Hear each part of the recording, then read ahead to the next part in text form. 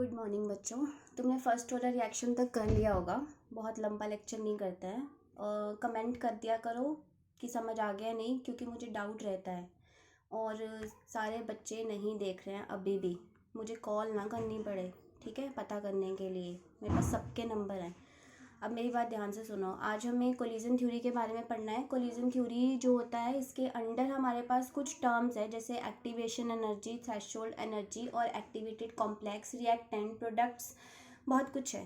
तो collision theory है ना, जो इसके नाम से थोड़ा सा आइडिया लेके देखो। कोलिजन थ्योरी है जब दो चीज़ें आपस में, कोई भी चीज़ आपस में कोलाइड करेगी, टकराएगी, तो वो कोलिजन होता है ना। ये आता है ना दिमाग में, टकराना, this is collide, collision.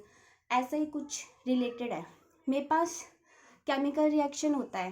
Chemical reaction जो होता है उसमें रिएक्टेंट्स जो होते हैं वो प्रोडक्ट में चेंज होते हैं, है ना।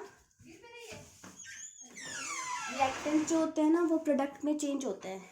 अब जो रिएक्टेंट्स हैं हमारे पास, जब ये आपस में दोनों कोलाइड करेंगे ना, तब प्रोडक्ट बनेगा। अब जितने भी रिएक्टेंट्स आपस में कोलाइड करते हैं, ज़रूरी नहीं है कि वो प्रोडक्ट में चेंज हो। कुछ रिएक्टेंट्स ऐसे होते थे कि वो आपस में कोलाइड करते थे, मतलब रिएक्ट करते थे और प्रोडक्ट नहीं बनते थे। अगर हमारे पास किसी कोलिजन के दौरान, जब इन बिटवीन द रिएक्टेंट्स कोई कोलिजन होता है, मतलब रिएक्ट कर रहा है, मतलब कोलाइड कर रहा है, और प्रोडक्ट नहीं बन रहा है रिएक्टेंट के कोलाइड करने के बाद, that means that collision is ineffective collision. समझ आ रही है बात। इफेक्टिव कोलिजन हो गया जब रिएक्टेंट आपस में रिएक्ट करेंगे, कोलाइड करेंगे, और उसका रिजल्ट ये होगा कि प्रोडक्ट बन जाएगा। This is called effective collision. और इनइफेक्टिव कोलिजन होता है अगर रिएक्टेंट आपस में रिएक्ट कर रहे हैं और उनका कुछ रिजल्ट नहीं आया, प्रोडक्ट नहीं बना हमारे पास। समझ आ गया। कोलिजन्स, इफेक्टिव कोलिजन और इनइफेक्टिव कोलिजन्स। इफेक्टिव कोलिजन में रिजल्ट आता है, प्रोडक्ट बनते हैं, और इनइफेक्टिव कोलिजन में रिएक्टेंट आपस में कोलाइड तो करते हैं लेकिन प्रोडक्ट नहीं बनता है, ठीक है। अब जब रिएक्टेंट आपस में कोलाइड करते हैं, प्रोडक्ट बनता है, इसके लिए कुछ पड़ाव होते हैं, है ना, सीढ़ियाँ। जैसे कि रिएक्टेंट्स के पास एक पर्टिकुलर एनर्जी होनी चाहिए to get converted into product, ठीक है। एक मतलब पर्टिकुलर वैल्यू है कि अगर रिएक्टेंट्स की ये वैल्यू, मतलब रिएक्टेंट इस वैल्यू को अप्रोच करते हैं तभी वो प्रोडक्ट में चेंज होंगे, अदरवाइज नहीं होंगे।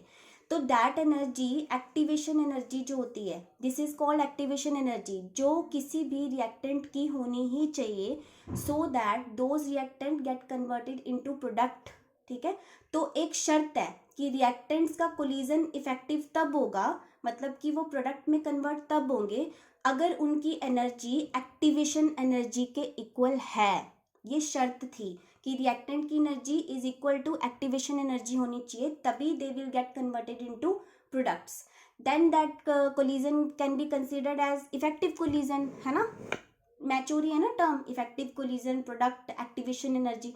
अब सारे रिएक्टेंट्स, मैंने क्या बताया कि कुछ कोलिजन इनइफेक्टिव निकलते हैं, सारे रिएक्टेंट प्रोडक्ट में कन्वर्ट नहीं होते थे, कईयों की एनर्जी कम होती थी, जितनी एनर्जी की वैल्यू दी हुई है उससे, एक्टिवेशन एनर्जी से। तो हम क्या करते हैं, रिएक्टेंट्स को वो एनर्जी सप्लाई करेंगे। तो हम जो एनर्जी सप्लाई करेंगे रिएक्टेंट्स को, so that they can be converted into product and the collision can be made effective collision. तो that energy which is to be supply to the reactants is called threshold energy. उसे threshold energy बोलेंगे। Threshold energy और activation energy क्या होती है? Threshold energy होती है जो रिएक्टेंट्स में हमने रिएक्टेंट्स को सप्लाई करी सो दैट दे कैन अप्रोच क्या, एक्टिवेशन एनर्जी तक जा सके वैल्यू।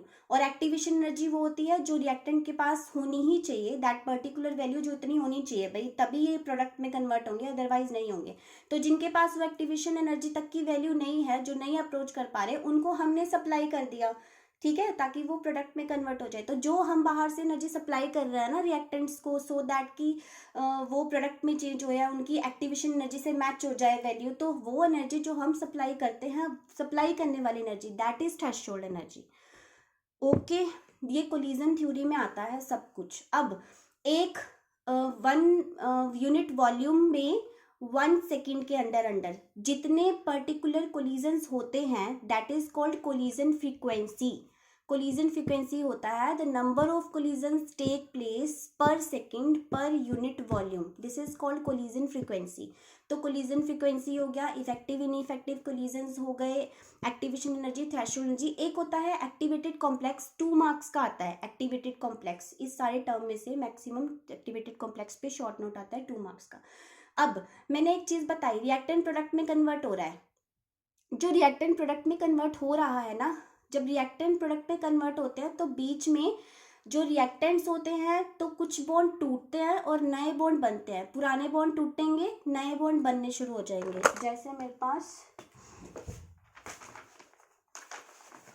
मेरे पास ये है A plus B, it give rise to AB, then it give rise to B। जैसे मेरे पास ये है, प्रॉब्लम।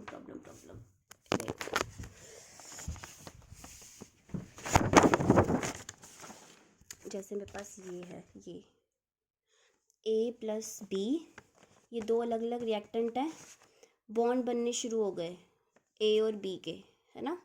ये बॉन्ड बन रहे हैं ना, ये जो बॉन्ड बन रहे हैं इसे बोलते हैं एक्टिवेटेड कॉम्प्लेक्स। उसके बाद ये बॉन्ड बन गए, ठीक है। तो ये है हमारे पास प्रोडक्ट, ऐसा होता है एक्टिवेटेड कॉम्प्लेक्स। समझ आ गया आप लोगों को? अब प्लीज़ मुझे डाउट पूछ लेना, थोड़ा बहुत बुक से पढ़ लो, मैं क्लिक करके फ़ोटोज़ भेज रही हूँ, उससे भी तुम्हें हेल्प मिल जाएगी। ये जस्ट तुम्हारी हेल्प के लिए है कि तुम्हें मतलब पूरी किताबें ना रटनी पड़े, लेक्चर्स तुम्हें हेल्प कर दे। ओके बेटा।